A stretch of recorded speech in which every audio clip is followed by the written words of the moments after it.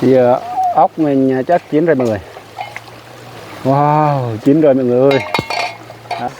Rất kia luôn. Mời mọi người nhá.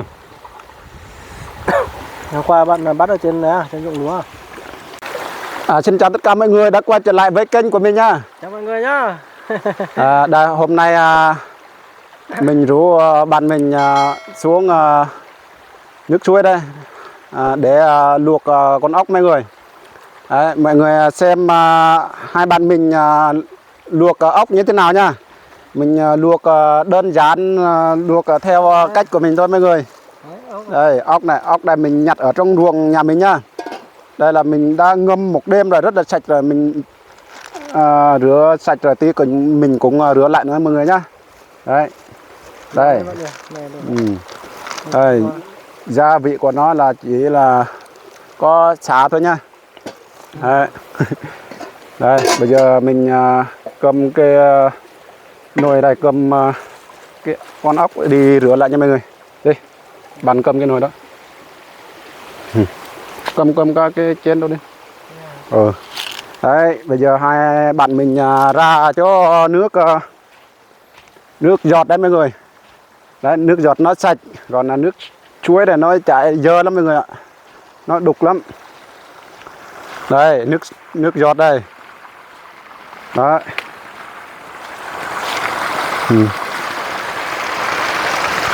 Đấy mọi người, mình rửa nước giọt này rất là sạch sẽ lắm mọi người ạ.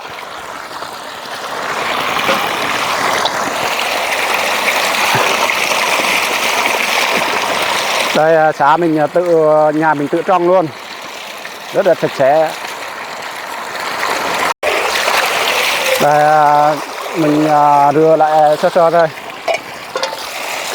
Ốc vàng, ốc bươu vàng đẹp quá, nhìn chắc ngon lắm, chưa ăn mà ngon trước rồi. Đấy. Đây mọi người nhìn ốc bươu vàng nhìn rất là đẹp mọi người ạ, đẹp mắt chưa. Đây mình rửa lại một tí nữa là đi luộc luôn nha mọi người. Bởi vì con ốc này mình đã rửa sạch sẵn rồi. Rồi bây giờ mình sẽ đi luộc nha mọi người. Rồi.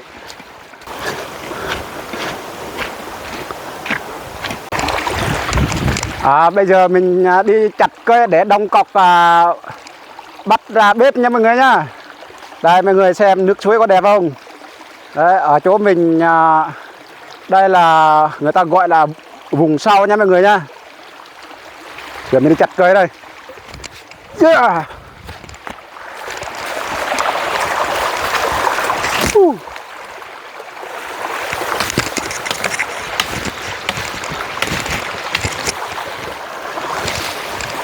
Đóng 3 cọc nha bạn nhỉ. Cái không là vác lên nồi lên nướng hả bà?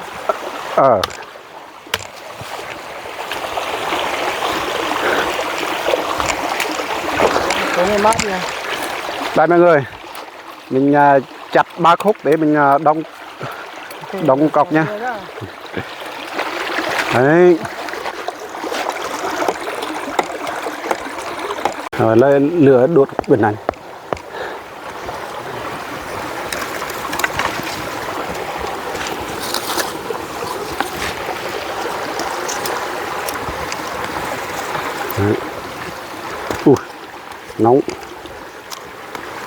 Nóng quá mọi người ơi. Vui đấy. Giờ mình sẽ bắt lên bếp nha mọi người.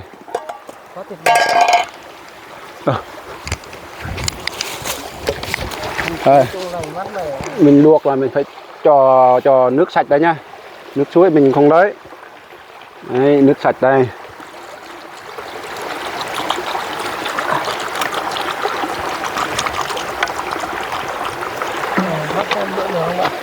Được.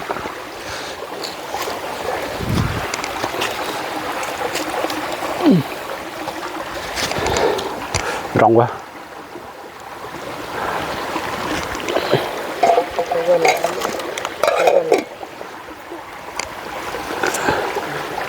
Đây. Rồi. Khoảng 10 phút.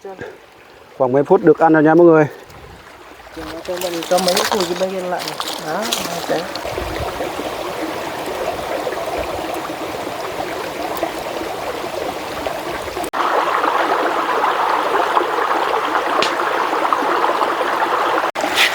Bây giờ mình sẽ đập xả đây nha mọi người nha, đập nát luôn.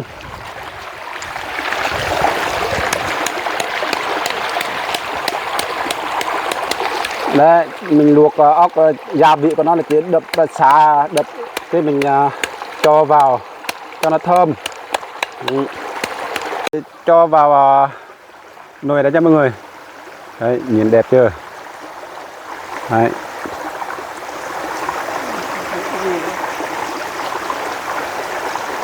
Đấy bạn mình nha. Bây giờ chờ ốc mình chín, mình sẽ tiếp theo mình sẽ giả ớt nhá. Đây, mình sẽ giả ớt. Bây giờ mình sẽ giả ớt nha. Đây cũng là ớt mình giả với sả luôn.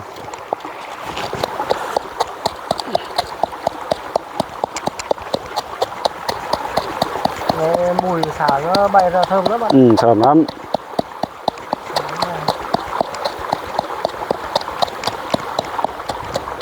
Cách 5-10 phút là chín. Giờ ốc mình chắc chín rồi mọi người. Wow, chín rồi mọi người ơi. Đấy.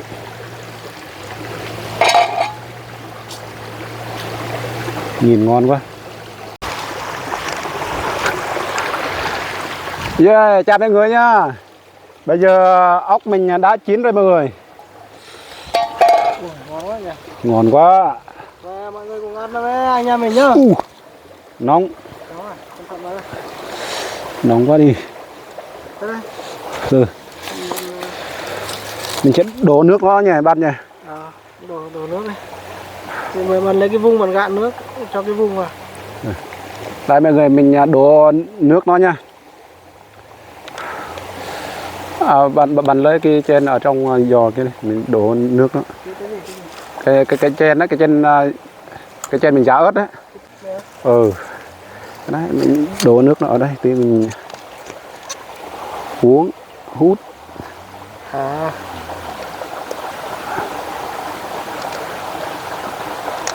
Rồi. Thơm. Thơm lắm mọi người. Rồi. Nghe tuyệt vời đấy. Rồi đổ lên đây. Rồi, bây giờ mình sẽ đổ ốc nha mọi người nhá. Mình sẽ đổ ốc ra đây này mọi người. Ốc của bạn Lucio đó. Đây. Đây, ốc này rất là sạch sẽ, mình nhặt ở trong ruộng nhà mình đấy. Quá ngon. Quá đẹp đấy. Cho ớt lên đây. Quá ngon luôn. Ớt để ăn. Chào tất cả mọi người nhá. Bây giờ anh em mình ốc luộc đã xong rồi. Bây giờ hai bạn mình sẽ ngồi ăn.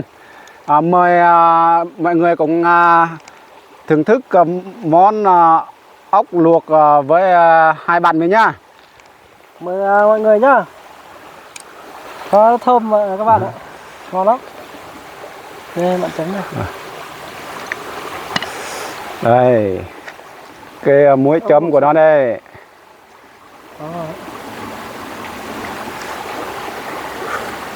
Mời mọi người nhá. Nhìn bạn thấy ăn ngon quá ha. Quá ngon luôn á. Này có xả thơm này. Tiếc không có rau nha. Rau sống à, được rồi. Rau sống. Ngon quá mọi người ơi. Ngon tuyệt vời. Ớt này, chấm ớt này ngon lắm ạ. Đúng bài như bạn nhỉ. Hết kia luôn. Mời mọi người nhá. Hôm qua bạn bắt ở trên đấy à, trên ruộng lúa à? Ở trong ruộng lúa nhiều lắm. Nhiều thế à? Ngon. Để người nhằm bắt đào hố trốn đi, tức nó ăn lúa. À, ăn lúa à? Ăn lúa. Ngon quá mọi người ơi. Nếu mà mình vào mình bắt nhá. Ừ. Bắt mình Đây. cho vợ.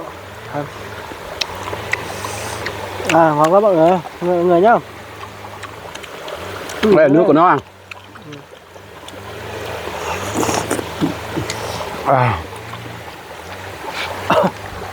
Quá ngon luôn. Phải ăn nhanh lên. Ăn nhanh đi. Nhiều lắm. Nó chua nhanh. Đúng không? Nhiều lắm. Nóng hồi thổi vào. Ngon ơi. Ngon ơi.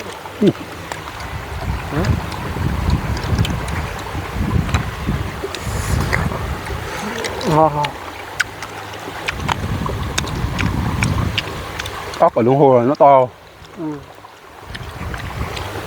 Dễ bắt không trong lồng hồ ấy? Nó nổi lên ngoài bờ mà. Nào vào bắt ốc trong lồng hồ ăn. To lắm. Mình thấy mấy đứa nó bảo to lắm, nhưng mà chưa vào. Mang cả lưới đấy bạn nhỉ? Bắt cá luôn. Được ngon đấy. Anh em mình đang lên kế hoạch rồi bác ạ. Vào đồng hồ bắt cá ốc luôn. Mời mọi người nhá. Ngon. Ốc đồng hồ to bằng nắm tay đây này. Ủa, đó. Đấy mang củ hành tây đi, xào hành tây. Cái đó xào hành tây. thịt nó to lắm. Nó ăn sần sật ngon lắm. Hồi trước mình về miền Tây ăn một lần rồi. Ốc miền Tây cũng to vậy.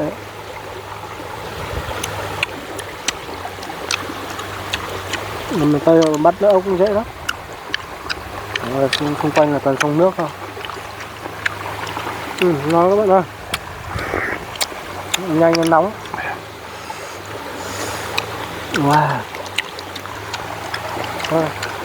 Ước gì ngày nào cũng được ăn vậy nha. Ngon quá.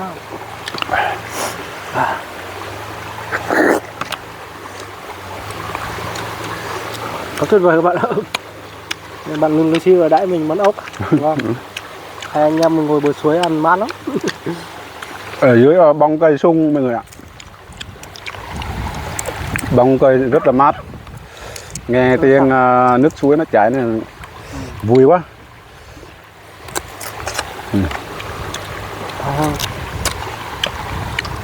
Ăn nhanh mà cho hết. Này nó nóng.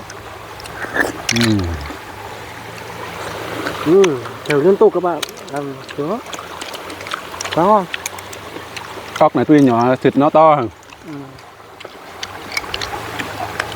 Nó tự nhiên, nó phải không nuôi. Không nuôi nó không ngon đâu.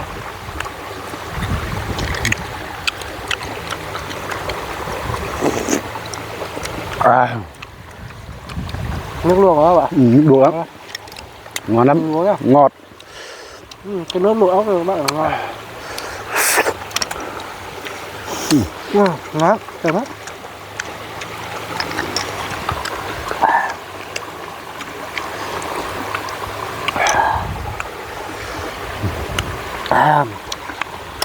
Ngon nha bạn nhỉ, thơm nha. Thơm. Đấy. Ăn nhanh ăn nóng bạn ạ. Người liên tục. Đây mọi người. Ốc nhỏ mọi người, thịt nó to lắm mọi người ạ. Đó. Ngon các bạn. Chấm. Là ốc biêu vàng đúng không ạ? Vàng cả biêu đen nữa.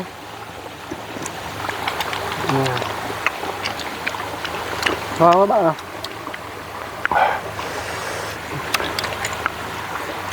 Ớt nó toát mồ hôi khè người đó. Đúng rồi. Để cảm luôn, không còn đi xuống hơi. Mình với bạn nói em thi xem ai nhiều vỏ ốc hay. Rồi, ok. Đây vỏ ốc bên mình nha. Đây của tôi đây, ông bên kia. Đấy. Rồi, bây giờ hai bạn mình thi nhau ăn nhá mọi người. Ai nhiều vỏ ốc nhá. Hai tháng này có thưởng nhỉ? 2 tháng có thưởng. Bảo ăn 4 tháng. Nó chỉ cần đi 1 tháng đúng không? Ừ. Mình bảo mình trở về đến tận nhà luôn. Đường khó đi quá. Ừ. Ừ. Đó. Này nhanh lắm. Theo là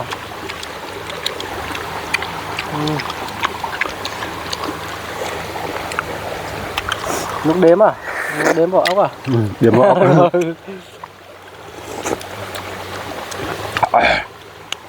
Ừ. Đó các bạn ơi. Quá tuyệt vời.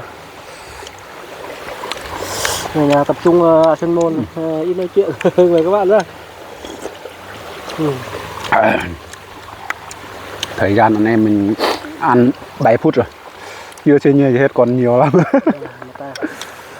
Lại có lo húp nước thì không lo ăn nó là thua ấy. Đấy, có lo húp nước này. Nó không thua đấy, đây mà đóng vỏ nào. Quá ngon. Quá tuyệt vời. Nóng rồi, cay mồ hôi ra nhiều.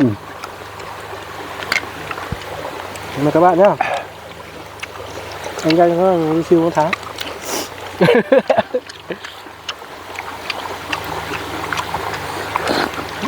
Tháng bắt nó trở về.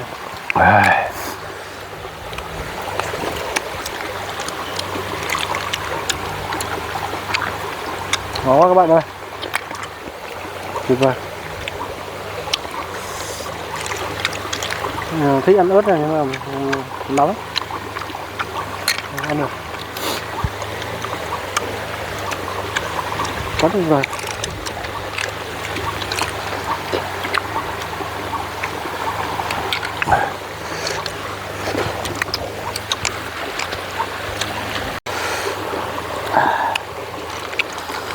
Đó các bạn ơi. Đây các bạn nhá.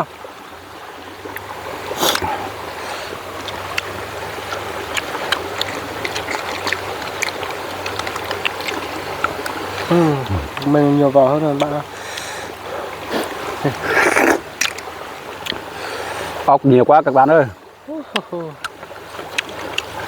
Hai bạn mình chắc ăn không hết đâu mọi người.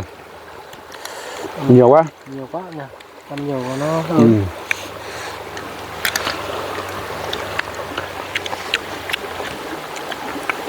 Bây giờ mình sẽ dừng video tại đây nha mọi người nhé. Mọi người xem video của mình nếu mà thấy hay cho mình xin một like và một lượt đăng ký để ủng hộ kênh mình, cũng là để nhận thông báo video của mình tiếp theo nhé. Còn bây giờ xin chào và hẹn gặp lại mọi người video tiếp theo. Chào các bạn nhá. Bye bye.